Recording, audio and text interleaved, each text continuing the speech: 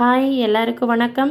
வாங்க இன்றைக்கி எண்ணெய் கத்திரிக்காய் குழம்பு சூப்பராக சிம்பிளாக எப்படி செய்கிறதுன்னு பார்த்துடலாம். ஒரு 10 கத்திரிக்காய் எடுத்துக்கோங்க. மேலே இருக்கிற கம்பு கட் பண்ணிடுங்க.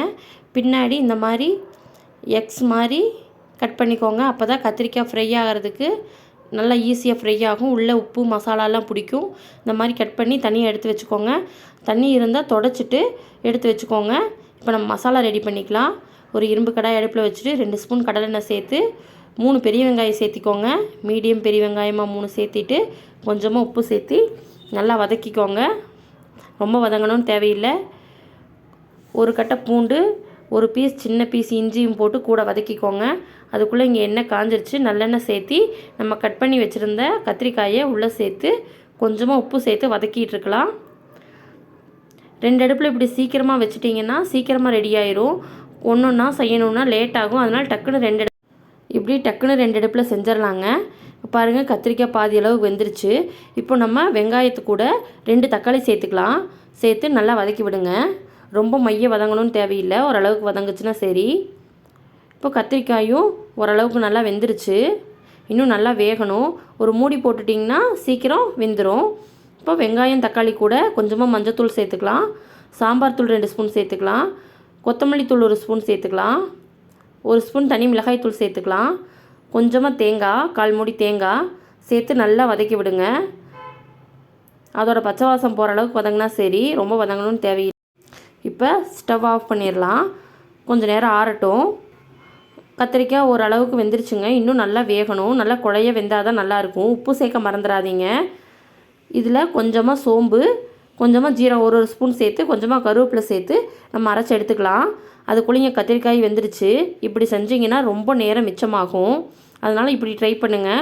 ஒரே வடைச்சட்டியில் செஞ்சோம்னா நம்ம ரொம்ப லேட் ஆகும். பார்த்து செய்யணும். டக்குன்னு இப்படி வேலையை முடிச்சிடலாம். இப்போது கத்திரிக்காய் வணங்கலாம். அதே வடைச்சட்டியில் கொஞ்சமாக கடுகு, கொஞ்சமாக வெந்தயம் சேர்த்து 4-5 பல் பூண்டு, 10 சின்ன வெங்காயம் சேர்த்து 2 வரமிளகா எல்லாம் சேர்த்து நல்லா ப்ரௌன் ஆகிற வரைக்கும் வதக்கிக்கோங்க. இப்போது இந்த சின்ன வெங்காயம் பூண்டும் அவ்வளோ டேஸ்ட்டாக இருக்கும். கூட கடித்து சாப்பிட கண்டிப்பாக மறக்காமல் இதை சேர்த்து செஞ்சுருங்க.